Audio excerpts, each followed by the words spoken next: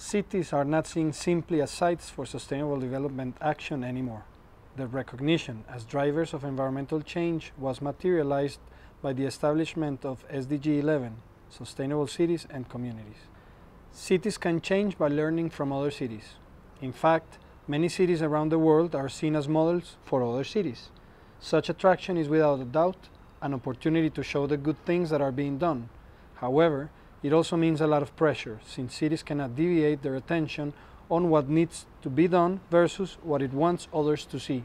And attraction also brings about critical views from locals and from visitors alike. The Global South, where the majority of humans live and where the highest urban growth is expected to happen in the near future, has received important attention globally. This is why cities in the South need solutions for their people and by their people. Although partnerships are primordial, solutions must adapt to local needs, which is why it is important to understand their social foundations and their social, political, technical, and environmental dynamics. Thus, thinking of lasting and impacting transitions, cities must be seen as contexts for the development and improvement of solutions to urban problems, not only as recipients of external solutions. However, this phenomenon does not only happen with external solutions. Many times, the idea of how a city must be in order to be sustainable is imposed by the local ruling elite. How to facilitate a better articulation between the local, vernacular, and the technical, between top-down approaches and bottom-up policies, both are necessary. Various SDGs demand implementation at the urban level, which requires strong local actor involvement, sharing and learning across contexts, working collaboratively, and translating successful practices to fit local contexts. Cities play a central role in the achievement of SDGs, considering that they drive cultures, economies, material use, and waste generation. However, standardization makes it difficult to coordinate actors, consider the context, and propose, measure, and give feedback to indicators at the local level that can be useful to evaluate cities' contribution to global goals.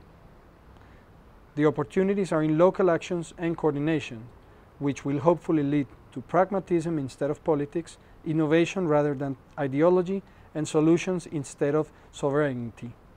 In this sense, research needs to focus on what works. So far, these are the questions that we have tried to answer focused on Medellin. Which governance mechanisms emerged to deal with the challenges faced by the city? Which combinations of governance mechanisms have allowed the city to achieve sustainability goals at the local level? How can efficacious bottom-up local initiatives inform and transform top-down urban policy? And how can community-oriented transitions trickle upwards and benefit the whole city? I have used a framework to analyze governance in transitions suggested by Muleman and Nistro in 2015. They summarize different governance styles and modes. Due to the nature of the cases I am analyzing, I am interested, most of all, in how societies exert control, which strategy they use, important when dealing with the formal and the informal, how they communicate with each other, and which instruments they implement. Other actors can of course play an important role in transitions. In this way, multi-mode governance can offer functional configurations, at least in some contexts. So far, I have relied on a case study methodology. Besides studying the different cases that I have selected as interesting and relevant to find modes and combinations of governance that work, I have visited them and performed interviews on different relevant stakeholders. This has allowed me to obtain enough information to write 2 papers that are ready for submission. For the next part of my project, I am working to design workshops to obtain information from the communities themselves. However, my idea has been the whole time to design 2-way workshops, considering that many of these communities are reluctant to participate in workshops where only information will be extracted from them, but nothing will be given in exchange. I have discussed, for example, with community leaders, trying to find the best way to do this. I have also discussed, for example, with other PIC members for the possible use of, for example, social media to obtain some kind of data that could be useful for this research project. We have found that, through social urbanism, the municipality was able to modify institutional structures to favor sustainable practices and exert long-needed changes. In addition, one of the main aspects for success was the inclusion of before excluded actors in the urban agenda, looking to repay historical debts with the urban poor. During this process, it was crucial to consider the role of formal and informal institutions. The latter are strongly tied to space, the same space that is to be transformed. Understanding territorially bound norms, values, and practices is key for transitions, since innovative solutions do not emerge from nowhere. They obey to local history and conditions. The behavior of actors with regard to change was important in the cases we have analyzed, fighting the institutionalized deterministic view of how policies shape spaces and interactions among their inhabitants. Important to highlight also is the fact that different actors have come together under a feeling of mutual interdependence, trust, and an understanding that, in such complex situations, better, more lasting transitions can be achieved when working together.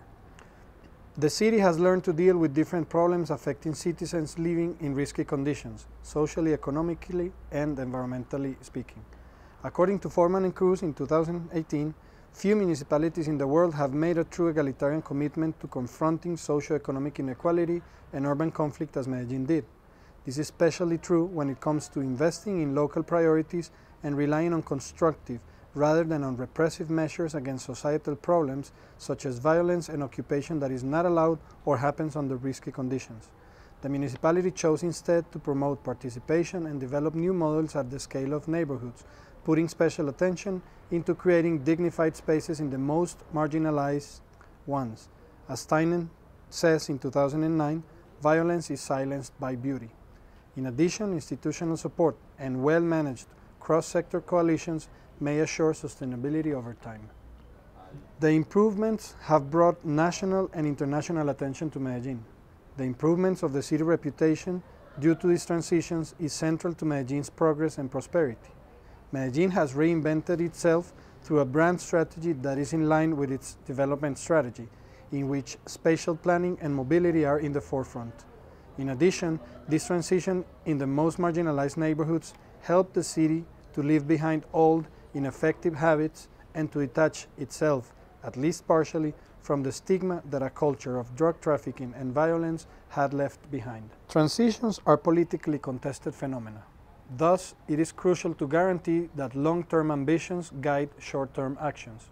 Medellin's success is due in part to continuity in the local administration. This also allowed Medellinians to build, collectively, a narrative for the city, one in which innovation became a goal for improvement agendas and city image, both locally and abroad. In the end, transitions should empower civil society to achieve deeper learning about the solution to its problems and the governance mechanisms that facilitate it. The citizens' sense of impact, competence, meaning, and choice determines to a great extent their interest in making part of transitions and their will to support them. Medellin faces an important challenge when it comes to dealing with its successful transitions and the attention they have brought in from different sectors. This challenge has to do with how the narrative can shift from its original internal socio-spatial nature into an external marketing strategy.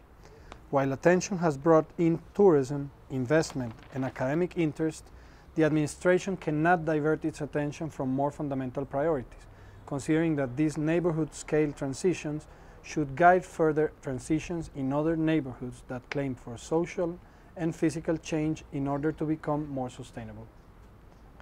Different combinations of governance modes gave, as a result, functional interventions that took care of community needs and the administration's preoccupations. In many cases of informal governance, the most common type of combinations is of the type hierarchical network. In some cases, formalizing urban space facilitates the emergence of new relationships. For example, market relationships through the provision of utilities, the expansion of coverage, and the execution of contracts that can be beneficial for all stakeholders. Medellin is a transitional city in many aspects. Organic growth has almost stopped. Its financial capabilities have dramatically improved over the years. Its infrastructure is getting old. Its governance mechanisms have improved, and it has addressed successfully many of its environmental and social challenges. Studying the transformation that has taken place in the city is a contribution to understanding how cities in the Global South can improve their livability and address significant challenges for the achievement of a more sustainable future. Change in Medellin has been to a large extent supported by technical choices, especially when it comes to urban planning and mobility. However, also to a large extent, these choices have been successful because the city has not only adopted external solutions, for example from the Barcelona model, but has adapted initiatives to its own contexts and needs. It has understood that paying attention to social, political, and environmental processes happening prior to, during, and after the implementation of a certain plan is crucial for the successful deployment and maintenance of solutions to urban problems. To understand the transformation that Medellin went through, it is important to follow information flows and power dynamics in the city.